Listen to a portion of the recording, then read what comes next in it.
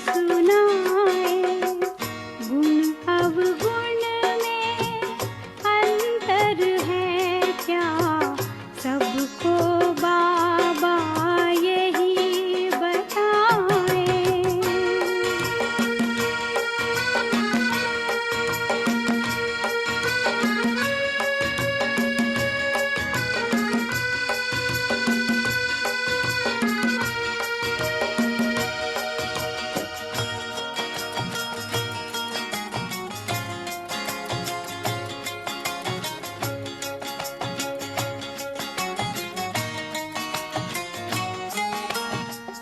अवगुण में है पल दो पल की, अवगुण में है पल दो पल की, झूठी खुशियाँ बस दो चार।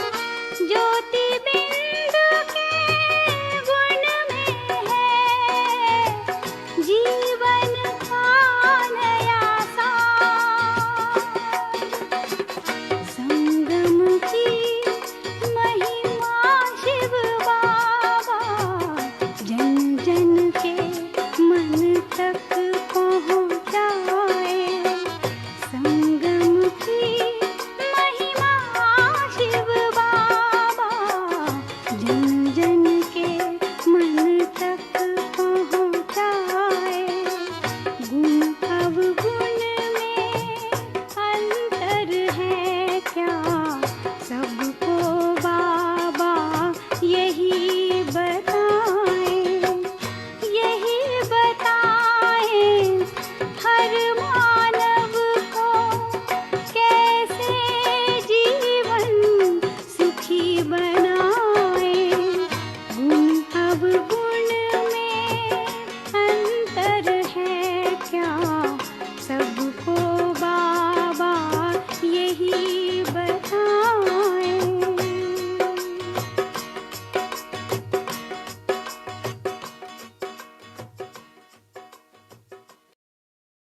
ओम शांति। आज 22 जनवरी 2022 की बाबा की मुरली है। आज बाबा बच्चों को धारणा की सब्जेक्ट में मजबूत शक्तिशाली बनाने के लिए, गुणों की धारणा करके देवताई गुण धारण कराने के लिए अटेंशन दिला रही हूँ। क्योंकि बाबा हम बच्चों को वेदाग हीरा बनाना चाहते हैं। तो वेदाग हीरा तब बन सकते हैं जब आत्मा गुणवान बने, आत्मा पवित्र बने, आत्मा सर्व गुण और सर्व कलाओं से संपन्न बने।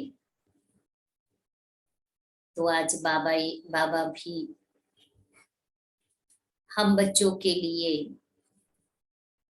यही बातों की धारणा पक्की कैसे करें,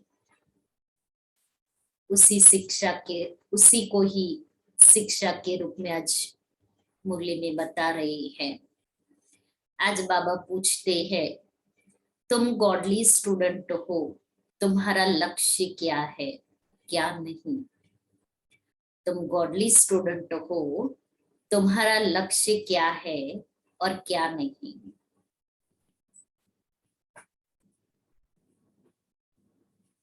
उत्तर है, तुम्हारा लक्ष्य है बाप द्वारा जो नॉलेज मिल रही है उसे धारण करना, पास विथ ऑनर बनना। बाकी यह चाहिए ऐसी इच्छाएं रखना तुम्हारा लक्ष्य नहीं है। कल भी बाबा ने ये बात हम बच्चों को 2 दिन से अंडरलाइन करा रही है। बाबा नहीं चाहता है कि हमारी बुद्धि इन सब बातों में फंसी रहे। इसलिए रोज इसी बात को, जब तक वो बात हम अपने जीवन में धारण नहीं करेंगे, बाबा हमें वो शिक्षा के रूप में सुनाते रहेंगे। तो बाबा कहता है, ऐसी इच्छाएं रखना तुम्हारा लक्ष्य नहीं है। तुम किसी भी मनुष्य आत्मा से लेन देन करके हिसाब किताब नहीं बनाओ। चीज वस्तुओं की यह चाहिए वो चाहिए, हिसाब किताब नहीं बनाना है। बाप की याद में रह कर्मातीत बनने का पुरुषार्थ करो, क्योंकि किसी से भी वस्तु देंगे या लेंगे तो उसी की याद आएगी। मीठे बच्चे, किसी भी प्रकार की हबच, हबच मना लालच, तुम बच्चों को नहीं रखनी है। किसी से भी कुछ मांगना नहीं है, क्योंकि तुम दाता के बच्चे देने वाले हो। गीत है, बचपन के दिन भुला न देना, आज हंसे कल रुला न देना। ओम शांति। बच्चे जानते हैं कि यह है रूहानी बाप और बच्चों का संबंध। रूहानी बाप अब बैठे हैं और बच्चे भी बैठे हैं। सन्यासी आदि होंगे, अपने आश्रम से कहाँ जाएंगे तो कहेंगे फलाना सन्यासी फलानी जगह रहने वाला है। गीता शास्त्र आदि सुनाते हैं, वह कोई नई बात नहीं है। ईश्वर सर्वव्यापी कहने से सारा ज्ञान ही खत्म हो जाता है। अब यह तो है रूहानी बाप, जिसको सब रूहें याद करती है। रूह ही कहती है ओ परमपिता परमात्मा। जब दुख होता है तो लौकिक को कुछ नहीं कहेंगे, लौकिक पिता को थोड़ी कहेंगे। अगर अज्ञानी भी होगा ना तो भी वो मंदिर में जाएगा, मंदिर में मूर्ति के आगे अपनी व्यथा, अपनी दुख, अपनी समस्या सुनाएगा। और यहाँ हम बेहद के बाप के बच्चे बने हैं तो बेहद के बाप के पास जाएंगे, तो बेहद के बाप को ही याद करेंगे। सन्यासी होंगे तो ब्रह्म तत्व को याद करेंगे, वह है ही ब्रह्म ज्ञानी। बाप को ही याद नहीं करते, कौन? सन्यासी, क्योंकि बाप का परिचय उनके पास नहीं है। शिवो हम कहते हैं मैं आत्मा सो परमात्मा हूं, फिर ब्रह्म अथवा तत्व तो रहने का स्थान है, आत्माओं का और परमात्मा का रहने का स्थान है। यह बातें बिल्कुल नई है। यह ज्ञान प्राय लोप हो जाता है। यह जो शास्त्र है उनमें मेरा ज्ञान नहीं है। मेरा ज्ञान न होने कारण तुम जब किसको समझाते हो तो कहते हो यह तो नई बात है। निराकार परमात्मा ज्ञान देते हैं, यह उन्हों की बुद्धि में ही नहीं आता है। वह तो समझते हैं कृष्ण ने ज्ञान सुनाया है तो मूंझ पड़ते हैं। बाप तो एक एक बात सिद्ध करके बतलाते हैं। भक्ति मार्ग में तुम सब याद करते हो, भगत तो सब भगत है। भक्ति मार्ग में भगवान की पूजा करते तो भगत ही हैं। भगवान तो एक होना चाहिए। सर्व में भगवान समझने से सभी को पूजने लग जाते हैं। पहले अव्यभिचारी एक शिव की भक्ति होती है, कब? द्वापर की शुरुआत में एक शिव की ही भक्ति करते हैं, परंतु ज्ञान नहीं रहता तो क्या करके गए? भक्ति करेंगे लेकिन शिव बाबा क्या करके गए ये ज्ञान नहीं रहता।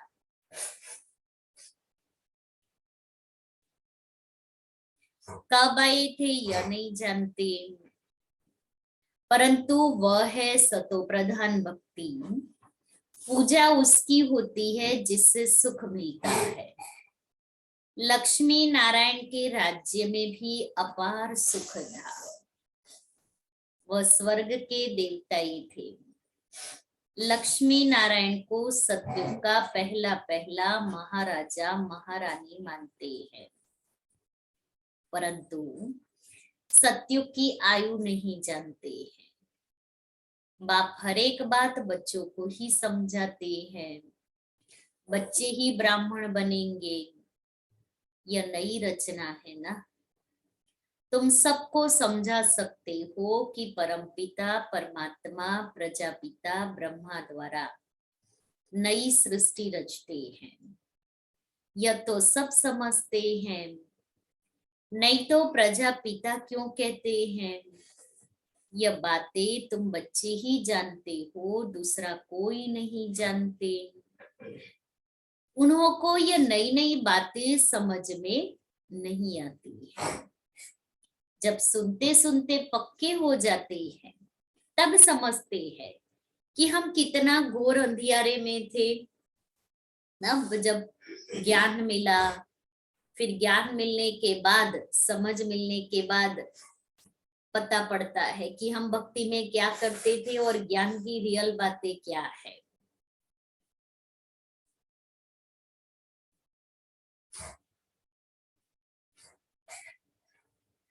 न भगवान को जानते थे, न देवताओं को जानते थे। जो फास्ट हो जाते हैं उन्हों की ही भक्ति की जाती है। फिर पूछो, परमपिता परमात्मा जिसकी तुम जयंती मनाते हो, उसके साथ तुम्हारा क्या संबंध है? वह क्या करके गए हैं? कुछ भी बता नहीं सकेंगे। कृष्ण के लिए सिर्फ कहते हैं, क्या कहते? मक्खन चुराया, यह किया, ज्ञान दिया। कितना घोटाला है। अब फर्स्ट प्रिंस जहाँ कोई कमी नहीं, वो मक्खन चुरा के क्यों खाएगा? लीला कर रहे इसलिए। अच्छा, ऐसी चोरी करने की लीला, और वो भी जिसको आप भगवान कहते हो, वो चोरी करने की लीला करे। कितना घोटाला है। दाता तो एक ईश्वर ही है। कृष्ण के लिए तो दाता नहीं कहेंगे, वो तो मुंजे हुए हैं। ये सब ड्रामा में नोट है। बाप कितना अच्छी रीति समझाते हैं। नटशेल में थोड़ी बातें भी मनुष्यों की बुद्धि में बैठती नहीं है। अगर एक एक के 84 जन्मों का वृत्तांत बैठ निकाले तो पता नहीं कितना हो जाए। बाप कहते हैं, इन सब बातों को छोड़ मामेकम याद करो। थोड़ा विस्तार से कभी समझाया जाता है तो मनुष्यों का संशय मिट जाए। बाकी बात तो थोड़ी है, मुझे याद करो। जैसे मंत्र देते हैं, ईश्वर को याद करो, परंतु वह ऐसे नहीं कहेंगे कि ईश्वर को याद करने से तुम्हारे विकर्म विनाश होंगे और ईश्वर के पास जाएंगे। यह तो बाप ही समझाते हैं, तो गंगा स्नान से विकर्म विनाश नहीं होंगे। इस समय हर एक पर विकर्मों का बोझा बहुत भारी है। सुकर्म थोड़े होते हैं, बाकी विकर्म तो जन्म जन्मांतर के बहुत है। कितना ज्ञान और योग में रहते हैं तो भी इतने विकर्म है जो छूटते ही नहीं है। 63 जन्मों से इतने विकर्म किए हैं, कितना पुरुषार्थ करते हैं। तो एक एक जन्म के कितने हैं। जब कर्मातीत बन जाएंगे फिर तो तुमको नया जन्म नई दुनिया में मिलेगा। अगर कुछ विकर्म रहे हुए होंगे तो पुरानी दुनिया में ही दूसरा जन्म लेना पड़ेगा। ज्ञान तो बच्चों को बहुत अच्छा मिल रहा है। बाप कहते हैं, और कुछ नहीं समझते हो तो बाप को याद करो, इससे भी सेकंड में स्वर्ग की बादशाही मिल जाएगी। एक कहानी भी है खुदा दोस्त की, एक रोज के लिए बादशाही देते थे। अब तुम जानते हो, बाबा ही त्वमेव माता स पिता बंधु हो गया, तो खुदा दोस्त तो हुआ ना बाबा से सब संबंध अनुभव करते हैं तो खुदा हमारा दोस्त भी हो गया, माता पिता बंधु सखा साजन भाई बहन बच्चा सब संबंध बाबा से जोड़ते भी हैं और अनुभव भी करते हैं। अल्लाह अवलदीन खुदा दोस्त, यह सब बातें इस समय की हैं। बाबा तुम्हें 1 सेकंड में स्वर्ग की बादशाही देते हैं। बच्चियां जब ध्यान में जाती थी तो वहां प्रिंस प्रिंसेस बन जाती थी, वहां के सब समाचार आकर सुनाती थी। एकदम शुरू की बातें, यज्ञ की स्थापना हुई। तुम बाप को अब जानते हो। सब कहते हैं हेवनली गॉडफादर जरूर नई दुनिया स्वर्ग ही रचेंगे। भारत ही गोल्डन एज था, उस समय और कोई धर्म नहीं था। क्रिश्चियन भी कहते हैं क्राइस्ट से 3000 वर्ष पहले भारत स्वर्ग था, जहां लक्ष्मी नारायण राज्य करते थे। इसलिए पूछते हैं इन्हों को यह वर्षा कहाँ से मिला? भारतवासियों का इनसे क्या संबंध है? स्वर्ग के मालिक पहले यह थे, अब तो नरक है, यह कहाँ गए?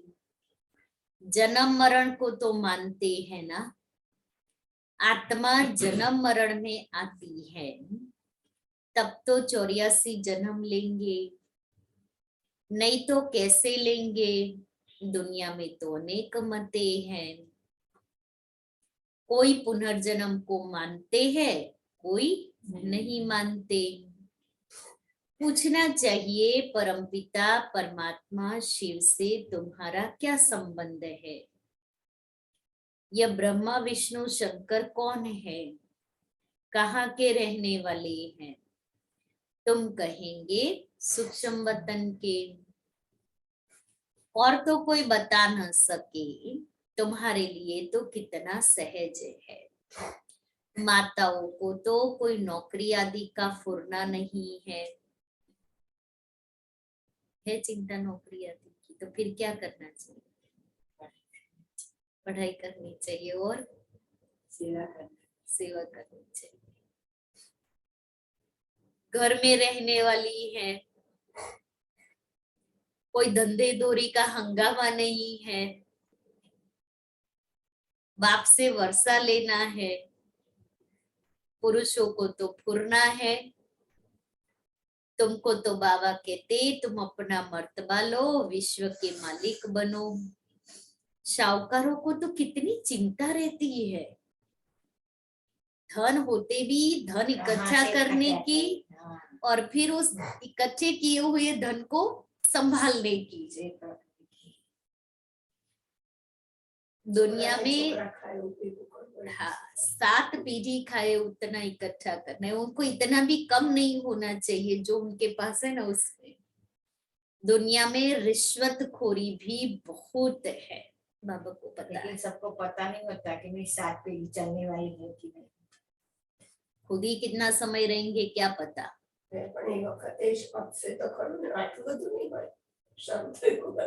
कहाँ આગળના સમયમાં રિશ્વત ને બધું नहीं, ये तो बहन शुरू से અંગ્રેજો આયા ત્યારથી બધું નથી કહું ત્યાં સુધી તો બહુ ખબર નહોતી। तुमको रिश्वत लेने की कोई दरकार नहीं, दुनिया में भले है, वह तो व्यापारियों का काम है, तुम इनसे छूटे हुए हो। व्यापारियों का काम है रिश्वतखोरी करना, तुम इनसे छूटे हुए हो। फिर भी माया ऐसी है जो थप्पड़ लगाती है, फिर उसकी थप्पड़ क्यों खाते हो? क्यों थप्पड़ खाते हैं? पता है तो भी छुट्टी नहीं, छुट्टी नहीं है। खाते हैं। हम अपने कर्मों से माया की थप्पड़ खाते हैं, मोह की वजह से। मोह की वजह से, बिल्कुल सही बात है। मोह पहले सगे संबंधियों में, देह के संबंधों में, फिर देह के पदार्थों में होता है, फिर अपनी देह में मोह होता है। अपनी देह में भी कितना मोह होता है, सबसे पहले तो उससे ही मोह होता है। हाँ वैसे कहेंगे, कुछ होगा ना तो ऐसे लगता है शरीर की कोई बीमारी, अरे इससे तो मर जाए तो अच्छा। अच्छा है। फिर जब अच्छे हो जाए सामने आए तो डर लगता है। हाँ, अरे मुझे जल्दी हॉस्पिटल ले चलो, मुझे ये दवाई दो। और कई लोग जब बहुत लंबे समय की बीमारी भोगते हैं ना तो कहते अब भगवान छुड़ाए, मौत सामने से मांगते हैं। एक दादा है 80 साल से भी ज्यादा है और मल्टीपल बीमारी है, इतनी बीमारी है और इतने सालों से है, तो बीमारी के कारण बार बार उनको एडमिट करना पड़ता है। तो वो डॉक्टर और नर्सिस को बोलते हैं आप मुझे है ना इंजेक्शन दे दो, मैं किसी को नहीं कहूंगा कि आपने मुझे मरने का इंजेक्शन दिया है।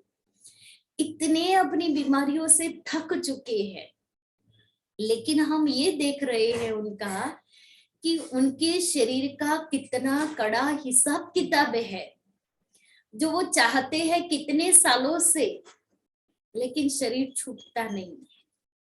तो कितने हिसाब किताब उनके परिवार के साथ के हैं, डॉक्टर के साथ के हैं, उनके शरीर के साथ के हिसाब किताब है, तो आत्मा चाहते भी शरीर नहीं छोड़ सकती।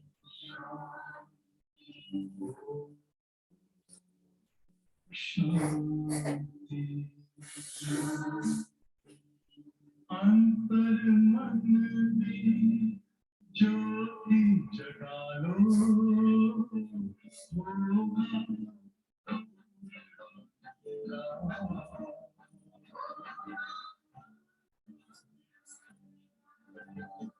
शिव का कर लो ध्यान, आ रहा पावन पुण्य सवेरा।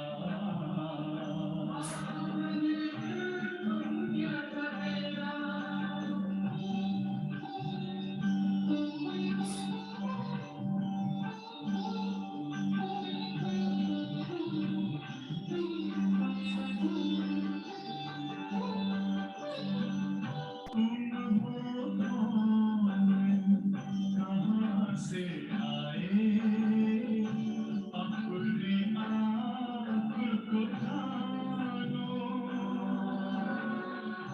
राजयोग के द्वारा अपना वर्ण पिता पहचानो। इसी राज पर चल कर तुम मानो अपना बसेरा।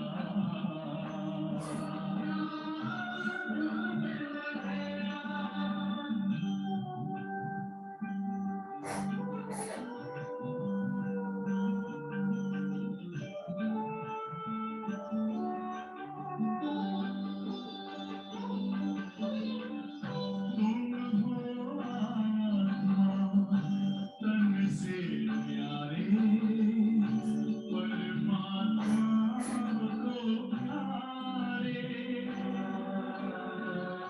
दिव्य गुणों को धारण करके योगी बनो दुलारे।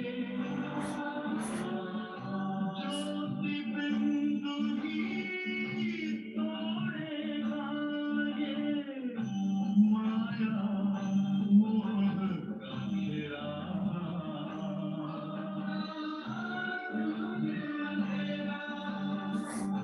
अंतर मन में ज्योति जगा लो, होगा दूर अंधेरा। ओम शांति, ओम शांति,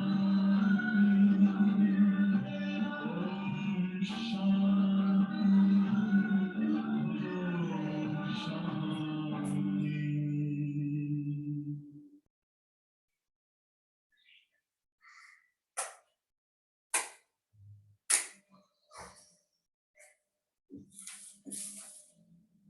ओम शांति।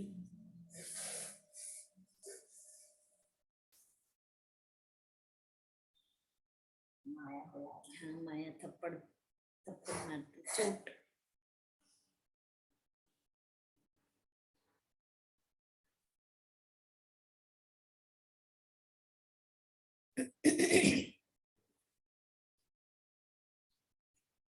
तो फिर भी माया ऐसी है जो चोटी से पकड़ लेती है, इसलिए फिर कुछ न कुछ हबच माना लोभ लालच रहती है, तो जिज्ञासुओं से मांगते रहते हैं।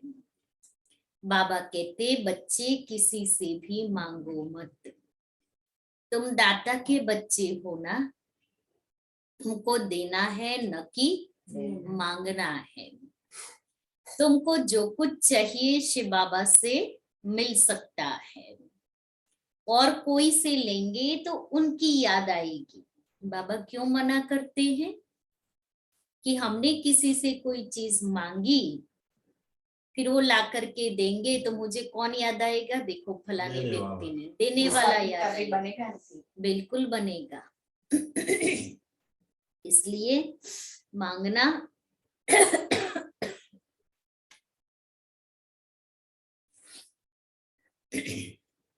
हर एक चीज शिव बाबा से लेंगे तो शिव बाबा तुमको घड़ी घड़ी याद पड़ेगा। शिव बाबा कहते हैं तुम्हारे लेन देन का हिसाब मेरे साथ है। यह ब्रह्मा तो बीच में दलाल है, देने वाला मैं हूं। मेरे से तुम कनेक्शन रखो थ्रू ब्रह्मा। कोई भी चीज औरों से लेंगे तो तुमको उनकी याद आएगी और तुम व्यभिचारी बन जाएंगे। एक के सिवाय दूसरे की याद आई, मना व्यभिचारी याद। और आप संकल्प बाबा को दे दो। बाबा को संकल्प देने से बाबा निमित्त बनाएगा किसी को भी। शिव बाबा के भंडारे से तुम चीज ले लो और किसी से मांगो मत, नहीं तो देने वाले को नुकसान पड़ता है। देने वाले को भी नुकसान पड़ता है और लेने वाले को भी, दोनों को। क्योंकि उसने शिव बाबा की भंडारी में नहीं दिया, उसने शिव बाबा की भंडारी में नहीं दिया, इसलिए लेने वाले को भी नुकसान, देने वाले को भी नुकसान। दोनों में से किसी का भी जमा नहीं होगा। इसलिए उसने लाया, बाबा के यज्ञ में दे दिया। भले निमित्त जो रहने वाले हैं उनके लिए लाए हैं, लेकिन निमित्त को दे दो कि ये बाबा की भंडारी बाबा के घर में रखो। फिर वो निमित्त बहन उसको समय आने पर दे देगी। तो लेने वाले का और देने वाले का दोनों का जमा होगा। देना चाहिए शिव बाबा की भंडारी में। मनुष्यों से लेन देन का कनेक्शन तो बहुत रखा, अब तुम्हारा कनेक्शन डायरेक्ट शिव बाबा से है। लेकिन बाबा जानते हैं बच्चों में लोभ का भूत है, इसलिए ये चाहिए, ये चाहिए, ये चाहिए, चाहिए चाहिए की रट लगी हुई होती है। कई बच्चे कहते हैं हमने शिव बाबा को देखा नहीं है। अरे तुम अपने को देखते हो, अपने को देखते हो, तुमको अपनी आत्मा का साक्षात्कार हुआ है? जो कहते हो कि हमको शिव बाबा का साक्षात्कार हो, पहले आत्मा अनुभूति तो करे। जब तक आत्म रियलाइजेशन, आत्मा अनुभूति नहीं की है, परमात्मा का अनुभव कैसे कर सकेंगे? पहला स्टेप ही आत्मा अनुभूति का है। तुम जानते हो हमारी आत्मा भ्रुकुटी के बीच में रहती है, शिव बाबा भी भ्रुकुटी के बीच में ही होगा। तुम जानते हो आत्मा एक शरीर छोड़ दूसरा लेती है। किस समय आत्मा का साक्षात्कार हो भी सकता है। आत्मा स्टार है, साक्षात्कार भी दिव्य दृष्टि से ही होगा। अच्छा कृष्ण की तुम भक्ति करो, साक्षात्कार हो सकता है, फिर फायदा क्या? मान लो साक्षात्कार हो गया, लेकिन फायदा क्या उससे? उससे आत्मा के विकर्म तो विनाश नहीं होंगे, ना आत्मा को कोई अनुभूति होगी। परमात्मा का भी साक्षात्कार हुआ, फायदा क्या? फिर भी तुमको तो पढ़ना है ना। भक्ति मार्ग में साक्षात्कार होता है तो उनका कितना गायन करते हैं, परंतु मिलता कुछ भी नहीं। शिव बाबा है ज्ञान का सागर, ब्रह्मा को तो ज्ञान का सागर नहीं कहेंगे ना। ब्रह्मा को भी उनसे ज्ञान मिलता है। आजकल शिवलिंग सबके आगे रख देते हैं, समझते कुछ भी नहीं।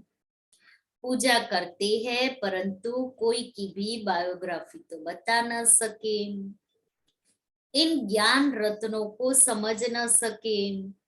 रतन लेते लेते कईयों को माया बंदर बना देती है। बंदर क्यों बाबा बार बार बंदर की कंपैरिजन करते?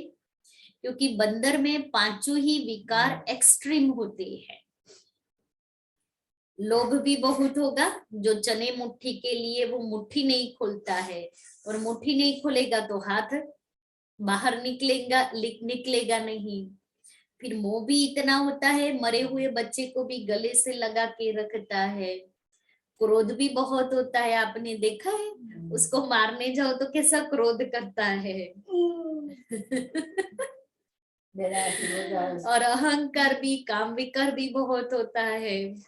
इसलिए बाबा कहता है, बाबा तो समझाते हैं ज्ञान रत्नों को धारण करो, लेकिन फिर माया बंदर बना देती है। कहते हैं हमको रतन नहीं चाहिए। बाबा समझाते हैं फिर भी शिवालय में तो आएंगे, परंतु प्रजापद पुरुषार्थ कर ऊंच पद पाना चाहिए। बाप कहते हैं मैं वैकुंठ की बादशाही देने आया हूँ, तुम पुरुषार्थ कर आप समान बनाओ। पुजारियों से भी तुम पूछ सकते हो ये कौन है। कहते हैं ना, आए आग लेने और बबोरची बन बैठे। बबोरची माना मालिक, ये सिंधी कहावत है। आए थे आग लेने, चूल्हा जलाने के लिए आग चाहिए ना, तो आग लेने आए थे और बबोरची मालिक बन करके बैठ गए। कोई पुजारियों की भी बुद्धि में अच्छी रीति बैठ जाता है, हम भी पुजारी थे अब पूज्य बन रहे हैं। यह लक्ष्मी नारायण पूज्य किस पुरुषार्थ से बने तुम समझा सकते हो।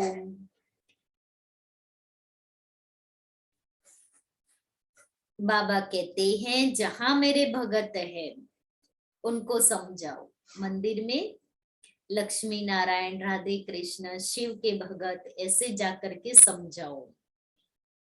भगत होंगे शिव के मंदिर में, लक्ष्मी नारायण के मंदिर में, जगदम्बा के मंदिर में जाओ, पुजारियों को समझाओ, वो फिर औरों को समझाए।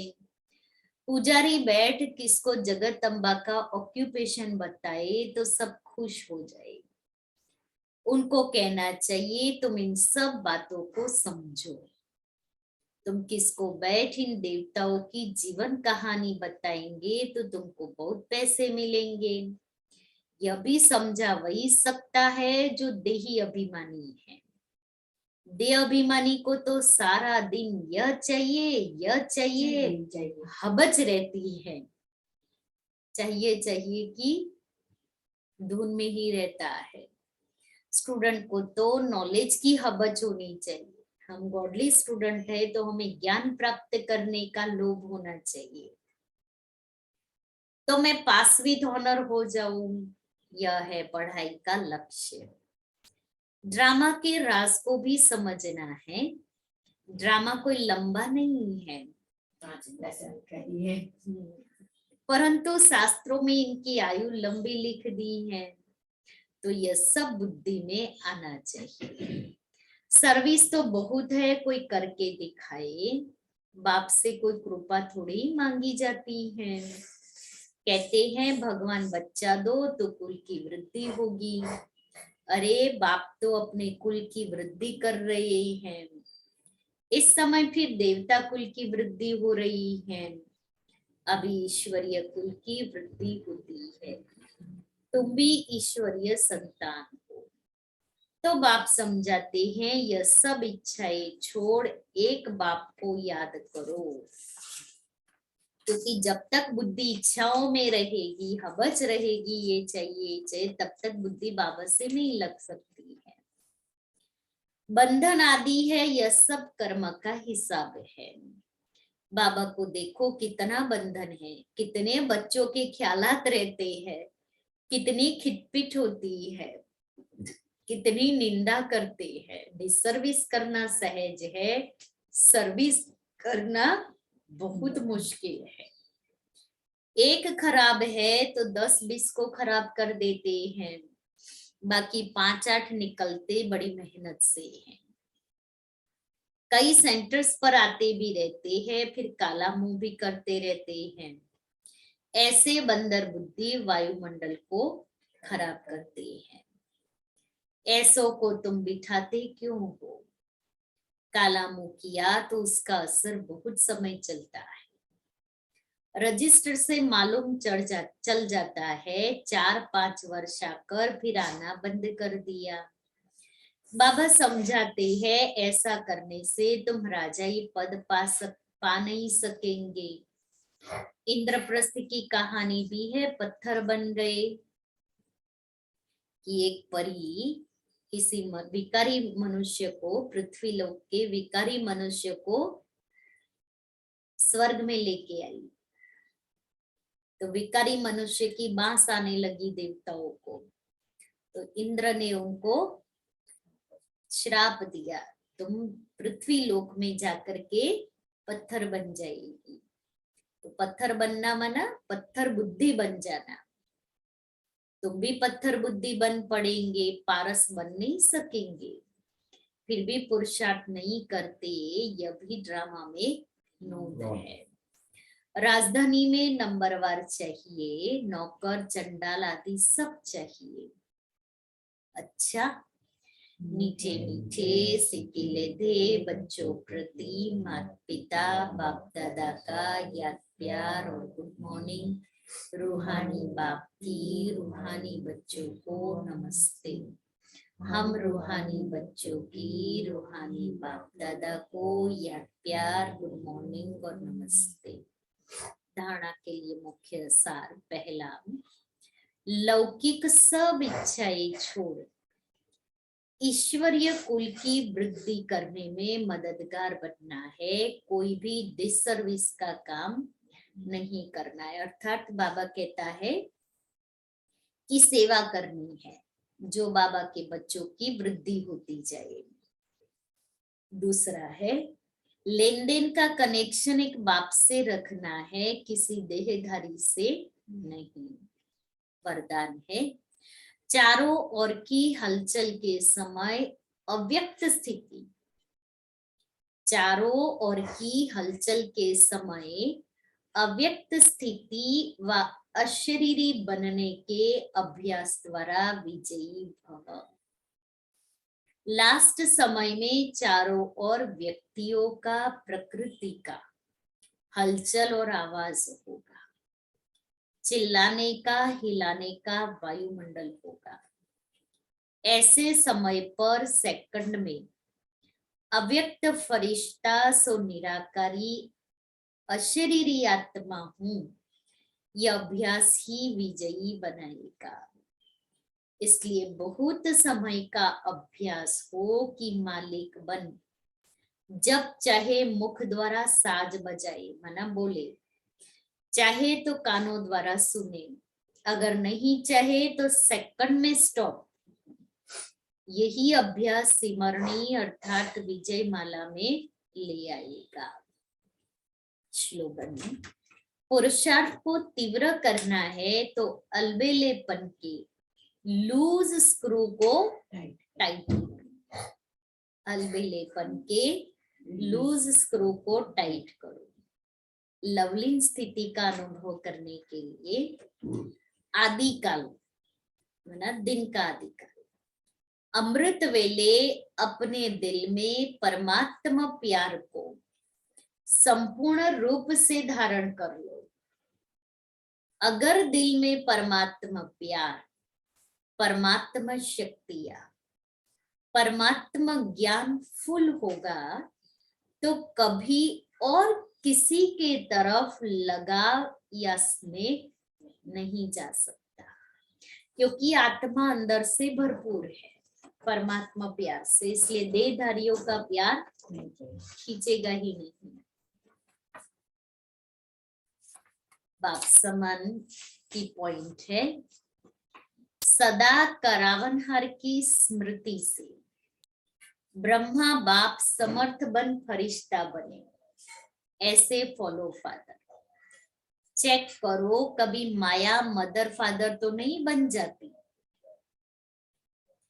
वह भी बड़ी अच्छी पालना और प्राप्ति कराती है, लेकिन वो सब है धोखे की प्राप्ति। पहले प्राप्ति फिर धोखा।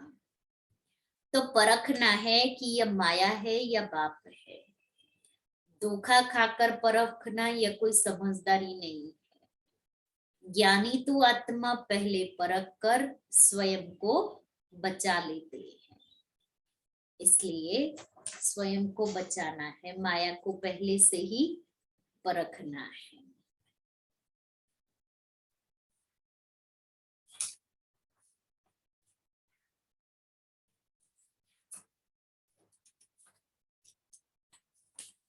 दादी गुलजार का आधा क्लास बाकी था कि बुद्धि को क्लीन और क्लियर रखो तो सर्व शक्तियां सहज धारण कर सकेंगे।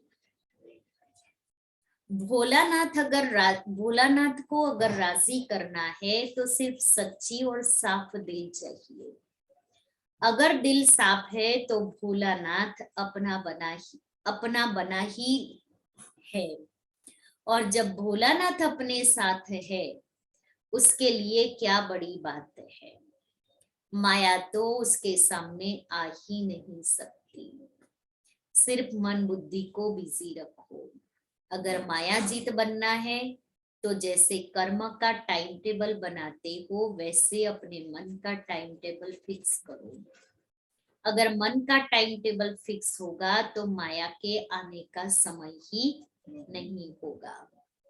विजय का तिलक हमेशा लगा हुआ ही है। सेवा के प्रति बाबा कहते हैं कि सेवा करते हो, सफलता कभी मिलती है कभी नहीं मिलती है, उसका कारण क्या। बाबा ने कहा था कि आजकल मनुष्य शब्दों को नोट नहीं करते, लेकिन शब्दों में जो अनुभव का प्रभाव पड़ा है वो दिल को लगता है।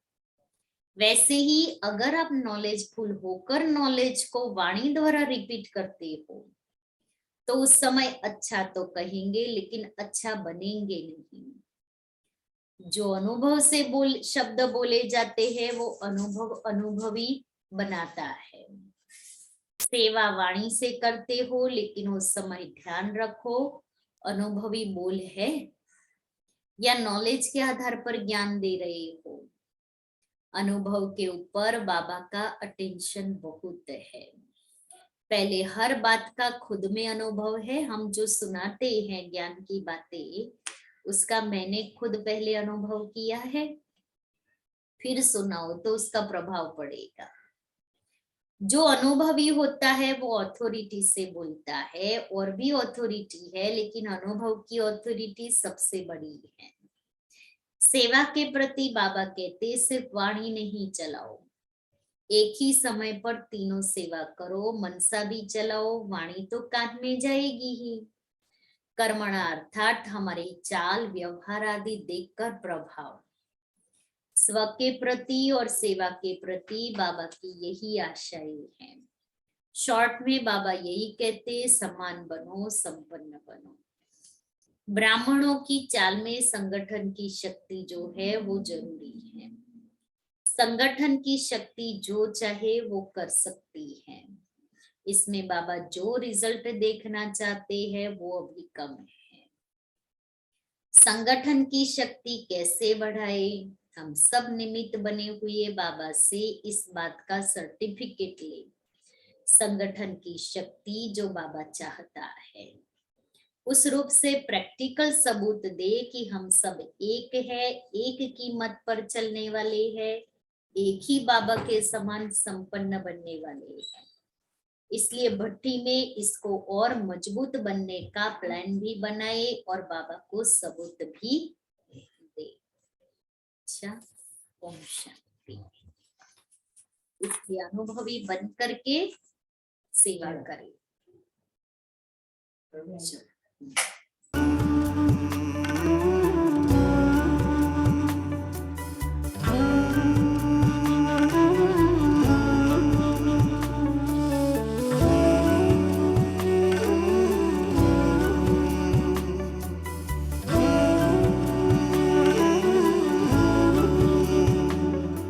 ये चमकीली दुनिया अनोखा जहान, ये चमकीली दुनिया अनोखा जहान है, जादू की नगरी तेरा आसमान। ये चमकीली दुनिया अनोखा जहान है, जादू की नगरी तेरा आसमान। ओ आया है मन यहाँ भर के उड़ान, है जादू की नगरी तेरा आसमान। ये चमकीली दुनिया अनोखा जहान है, जादू की नगरी तेरा आसमान।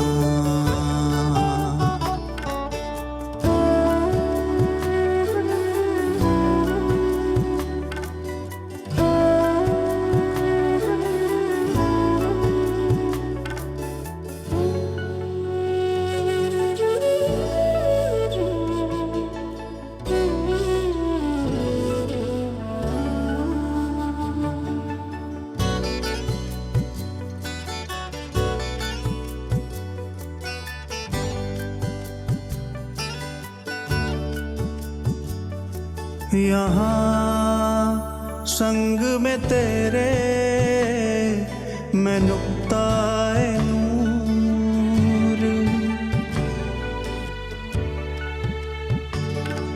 यहाँ संग में तेरे मैं नुक्ताए नूर। वतन से तुम्हारे न जाना है दूर, हो रहा है अनुभव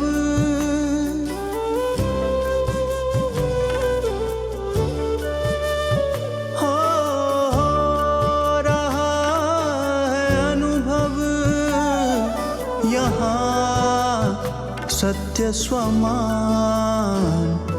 ये चमकीली दुनिया अनोखा जहान है, जादू की नगरी तेरा आसमान। ओ आया है मन यहाँ भर के उड़ान, है जादू की नगरी तेरा आसमान।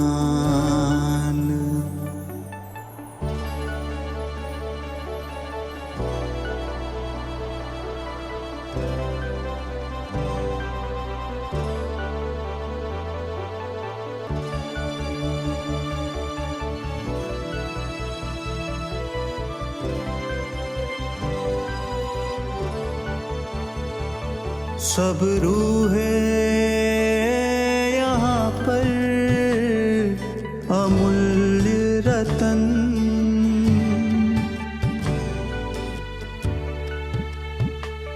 सब रूहें यहाँ पर अमूल्य रतन, निरंतर प्रकाशित ये तेरा वतन। मैं भी हूँ यहाँ पर,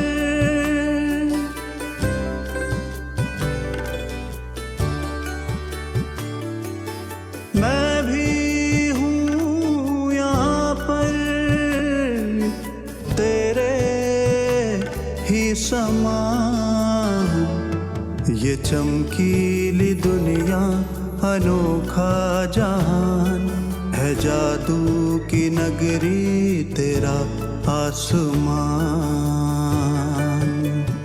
ओ आया है मन यहाँ भर के उड़ान, है जादू की नगरी तेरा आसमान।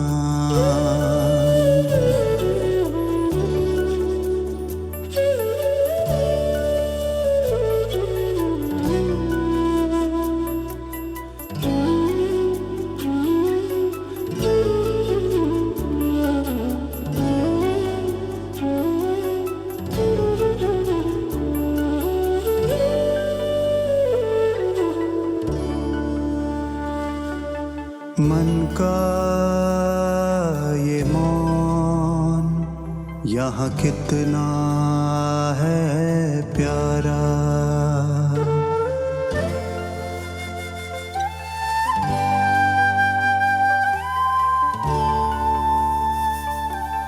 मन का ये मौन यहाँ कितना है प्यारा। साया है मुझ पर यहाँ हरदम तुम्हारा। मैं तो यहाँ पर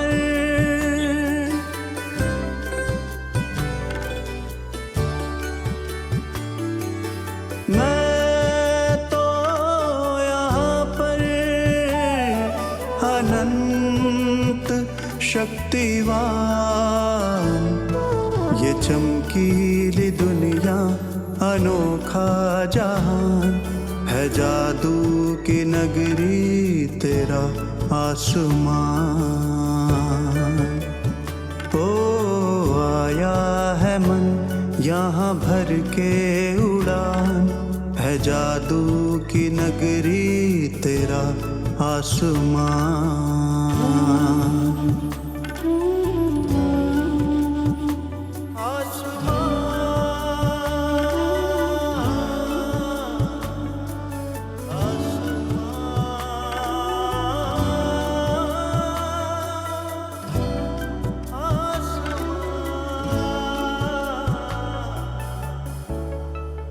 तेरा आसमान।